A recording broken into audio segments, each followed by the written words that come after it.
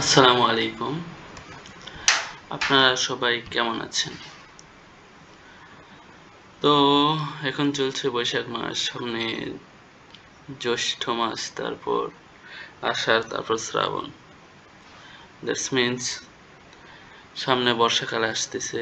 আর এই বর্ষাকালে সবচেয়ে বেশি মানুষ যে জিনিসের উপদ্রবের শিকার হয় সেটা হলো সাপ। আর যখন বিষাক্ত কোনো সাপে কোনো মানুষকে কামড় দেয়, তখনই প্রয়োজন হয় অ্যান্টিভেনাম। তো বাংলাদেশে স্পেসিফিক সাপের যে স্পেসিফিক অ্যান্টিভেনাম রয়েছে সেগুলো বাংলাদেশে অ্যাভেলেবল না। তো সেক্ষেত্রে ওই মানুষটার জীবন বাঁচানোর জন্য ভেনামাস স্নেক বাইটের ক্ষেত্রে, অর্থাৎ বিষাক্ত সাপের ক্ষেত্রে পলিভ্যালেন্ট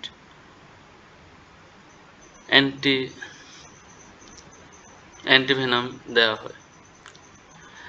তো এই পলিভ্যালেন্ট কিভাবে রেডি করতে হয় তার উপর আজকে ক্লাস। মূলত আজকে আমরা জানবো হাউ টু প্রিপেয়ার পলিভ্যালেন্ট, অর্থাৎ পলিভ্যালেন্ট কিভাবে রেডি করতে হয় এবং কিভাবে একটা পেশেন্টকে দিতে হয়, কত ড্রপে দিতে হবে এবং কতক্ষণ পর পর রিপিট করতে হবে। বিভিন্ন বিষয় আজকে এই ক্লাসে সমাধান করা হবে। তো মূলত স্নেক বাইট করলে আমরা সাধারণত অ্যান্টিভেনাম দিয়ে থাকি। তো সব ক্ষেত্রে যে অ্যান্টিভেনামের প্রয়োজন হয় এমনটা নয়। যদি ভেনামাস কোনো স্নেক বাইট করে থাকে তাহলে সেক্ষেত্রে অ্যান্টিভেনামের প্রয়োজন হয়। নন ভেনামাস কোনো স্নেক বাইট করলে সেক্ষেত্রে অ্যান্টিভেনামের প্রয়োজন হয় না। তো ভেনামাস স্নেক বাইট করেছে নাকি নন ভেনামাস স্নেক বাইট করেছে এটা চেনার উপায় হলো কিছু সাইন সিমটম দেখতে হবে, যাকে বলা হয় ক্লিনিক্যাল ফিচার। আরেকটা ডায়াগনোসিসের মাধ্যমে আমরা আইডেন্টিফাই করে থাকি। সাধারণত প্রথম ধাপটা হলো আমরা ফ্যাঙ্ক মার্ক দেখে, অর্থাৎ ফাঙ্ক মার্ক অর্থাৎ দাঁতের চিহ্ন দেখে আমরা আইডেন্টিফাই করি যে এটা বিষাক্ত সাপ কামড়েছে কিনা। যদি ইউ আকৃতি মানে বাইটের দাগ থাকে এবং কোনো ডিপ কোনো দুইটা দাগের দাঁতের দাগ না থাকে তাহলে ধরে নিতে হয় এটা নন ভেনামাস স্নেক বাইট, অর্থাৎ পেশেন্টকে বিষাক্ত কোনো সাপে কামড়ায়নি। কিন্তু ইউ আকৃতি না, কিন্তু দুইটা ডিপ দাঁতের দাগ পাওয়া যাচ্ছে এবং সেখান থেকে ব্লিডিং হচ্ছে, দ্যাটস মিনস ধরে নিতে হবে ওই পেশেন্টকে ভেনামাস কোনো স্নেক বাইট করেছে এবং তার শরীরে বিষ প্রবেশ করেছে। এছাড়া আরও কিছু সহজ উপায় আছে, সেটা হলো আমরা ওই রোগীর শরীর থেকে ব্লাড কালেকশন করি এবং ব্লাড কালেকশনের পর সেটা 10 মিনিট রেখে দিই। যদি এই 10 মিনিট পর যদি পুরা ব্লাড ক্লট হয় তাহলে ধরে নিই আমরা যে ওই রোগীর শরীরে কোনো বিষ ঢোকেনি। আর 20 মিনিটের মধ্যে যদি ব্লাড ক্লট না হয় তাহলে আমরা ধরেই নেই যে ওই পেশেন্টের শরীরে বিষ প্রবেশ করেছে, অর্থাৎ বিষাক্ত কোনো সাপে কামড়েছে। এখন কথা হলো যে 20 মিনিটের মধ্যে কেন ব্লাড ক্লট হয় না। সাধারণত আমাদের ব্লাড বা সংস্পর্শে আসলে সেখানে সাধারণত ব্লাড ক্লটিং হয়, কিন্তু এক্ষেত্রে ব্লাড ক্লট হয় না কারণ ব্লাড কোয়াগুলেশন যে ফ্যাক্টরগুলো আছে সেই ফ্যাক্টরগুলোকে ইনঅ্যাক্টিভ করে দেয় এই বিষ, সাপের বিষটা সাধারণত যে আমাদের ব্লাড কোয়াগুলেশন ফ্যাক্টরগুলো আছে সেটাকে ইনঅ্যাক্টিভ করে দেয়। এর মাধ্যমে আমরা আইডেন্টিফাই করে থাকি যে ওই রোগীকে বিষাক্ত কোনো সাপে কামড় দিয়েছে কিনা। তো বিষাক্ত কোনো সাপ যদি কামড় দেয় তাহলে আমরা কি অ্যান্টিভেনাম দিব, মূলত আজকে সেটা নিয়ে ক্লাস হবে। আমরা এই অ্যান্টিভেনামটা কিভাবে রেডি করব। তো প্রথমে বলে রাখি অ্যান্টিভেনাম সাধারণত যে প্যাকেট থাকে এই প্যাকেটে সাধারণত 10টা ভায়াল থাকে। আমি আবারও বলছি, অ্যান্টিভেনাম অর্থাৎ পলিভ্যালেন্টের প্যাকেটে সাধারণত 10টা ভায়াল থাকে। তো এই 10টা ভায়াল 10 ml করে ডিস্টিল ওয়াটার দ্বারা ডায়ালেট করতে হবে।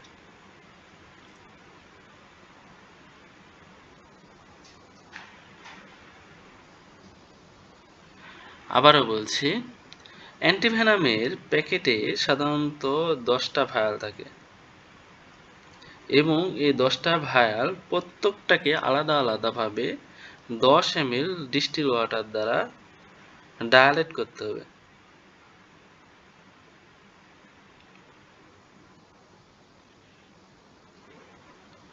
তো ডায়ালেট করার পর প্রত্যেকটাকে আমরা 10 ml করে ডায়ালেট করলাম, করার পর এক্সট্রাভাবে নর্মাল স্যালাইনের একটা প্যাকেট নিতে হবে।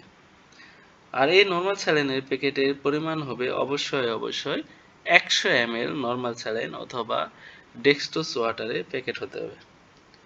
এই 100 ml নর্মাল স্যালাইন অথবা ডেক্সট্রোজ ওয়াটার এর সঙ্গে আমরা যে 10টা ভায়াল কিছুক্ষণ আগে ডায়ালেট করলাম, সেই ডায়ালেট করা 10টা ভায়াল থেকে পলিভ্যালেন্ট কালেক্ট করে নিয়ে সেটা 100 ml নর্মাল স্যালাইনের মধ্যে প্রবেশ করাতে হবে। তো প্রবেশ করানোর পর এটা সাধারণত প্রথম অবস্থায় এটা রোগীর শরীরে অ্যাডমিনিস্ট্রেট করতে হবে 40 থেকে 60 মিনিট ধরে, 60 থেকে 70 ড্রপ পার মিনিটে। আবারও বলছি, পলিভ্যালেন্টের প্যাকেটে সাধারণত 10টা ভায়াল থাকে। তো এই 10টা ভায়ালকে 10 ml ডিস্টিল ওয়াটার দ্বারা ডায়ালেট করতে হবে। অর্থাৎ এই 10টা ভায়ালে প্রত্যেকটাতে 10 ml 10 ml 10 ml করে ডিস্টিল ওয়াটার মেশাতে হবে। মেশানোর পর আমাকে আরেকটা অতিরিক্ত 100 ml এর নর্মাল স্যালাইনের একটা প্যাকেট নিতে হবে, যার ভিতর 100 ml নর্মাল স্যালাইন থাকবে।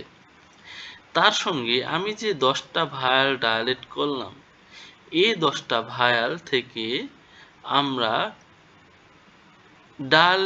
ডায়ালেট করা পলিভ্যালেন্টগুলো একটা 10 ml সিরিজ দিয়ে কালেক্ট করে নিয়ে এই 10টা ভায়ালই এই 100 ml নর্মাল স্যালাইনের প্রবেশ করাবো। করানোর পর এটা ওই রোগীর শরীরে অ্যাডমিনিস্ট্রেশন করব ইন্ট্রাভেনাস রুটে। আর অবশ্যই এটা চলবে 40 থেকে 60 মিনিট, 60 থেকে 70 ড্রপ পার মিনিট। এই ড্রপে সাধারণত রোগীর শরীরে এই অ্যান্টিভেনামটা চলবে। তো রিপিট করব এই ডোজটা আবার 1 থেকে 2 ঘন্টা পর যদি প্রয়োজন হয়। সাধারণত অ্যান্টিভেনাম দেওয়ার সময় রোগীর কিছু অ্যালার্জিক রিয়াকশান দেখা দিতে পারে। এজন্য ওই রোগীর অ্যালার্জিক রিয়াকশান প্রিভেন্ট করার জন্য ওই রোগীকে অ্যান্টিহিস্টামিন আইভি রুটে আমরা ওই রোগীকে দিব। এবং আমার কাছে অ্যাড্রিনালিন এবং হাইড্রোকর্টিসন আমার কাছে রেখে দিব। কারণটা হলো, যদি আমরা কোনো রোগীকে পলিভ্যালেন্ট বা অ্যান্টিভেনাম দিই তাহলে ওই রোগীর অ্যানাফাইলেটিক রিয়াকশান হওয়ার চান্স আছে। তো এই অ্যানাফাইলেটিক রিয়াকশান প্রিভেন্ট করার জন্য ওই রোগীর অ্যানাফাইলেটিক রিয়াকশান প্রিভেন্ট করার জন্য অবশ্যই আমার নিজের কাছেই অ্যাড্রিনালিন 0.3 ml এবং হাইড্রোকর্টিসন তুলে একটা সিরিঞ্জের মধ্যে রেখে দেব। যদি দেখি ওই রোগী অ্যানাফাইলেটিক রিয়াকশান দেখা দিচ্ছে তাহলে এটার সাথে সাথে ওই রোগীকে পুশ করে দেব, মানে অ্যাডমিনিস্ট্রেট করে দেব, মানে ওই রোগীর শরীরে প্রবেশ করায় দেব, ফলে অ্যানাফাইলেটিক রিয়াকশানটা হবে না। তো আবারও বলছি, অ্যান্টিভেনাম আমরা কিভাবে রেডি করব। একটা অ্যান্টিভেনামের প্যাকেটে অর্থাৎ পলিভ্যালেন্টের প্যাকেটে 10টা ভায়াল থাকে। 10টা ভায়ালকে 10 ml করে ডিস্টিল ওয়াটার দ্বারা ডায়ালেট করব। প্রত্যেকটা ভায়ালে 10 ml 10 ml 10 ml করে ঢোকাবো। ডায়ালেট করার পর এটা আমরা এক্সট্রা 100 ml নর্মাল স্যালাইন সহ একটা প্যাকেট নেব। এই প্যাকেটে এই যে ডায়ালেট করলাম 10টা ভায়াল, এই 10টা ভায়াল থেকে পলিভ্যালেন্ট আমরা তুলে নিয়ে এই 100 ml নর্মাল স্যালাইনের মধ্যে বা ডেক্সট্রোজ ওয়াটারের মধ্যে প্রবেশ করাবো। এবং প্রবেশ করার পর এই স্যালাইনটা আমরা ইন্ট্রাভেনাস রুটে ওই রোগীর শরীরে দিব 60 থেকে 70 ড্রপ পার মিনিটে এবং এটা চলবে 40 থেকে 60 মিনিট ধরে। যদি রোগীর প্রয়োজন হয়, অর্থাৎ রোগীর কোনো ভালো ইফেক্ট পড়ছে না, যদি প্রয়োজন হয় তাহলে আমরা এই ডোজটা আবার 1 থেকে 2 ঘন্টা পর রিপিট করব। তো যেহেতু পলিভ্যালেন্ট দেওয়ার সময় অ্যালার্জিক রিয়াকশন হওয়ার একটা চান্স থাকে, সেহেতু ওই রোগীকে অবশ্যই অ্যান্টিহিস্টামিন সাধারণত আইভি রুটে দিয়ে দেব। এবং আমার কাছে অ্যাড্রেনালিন এবং হাইড্রোকর্টিসন ড্রাগ আমার কাছে তুলে রেখে দিব একটা সিরিঞ্জে, কারণ ওই রোগীটার অ্যানাফাইলেটিক রিয়াকশন হওয়ার সম্ভাবনা রয়েছে।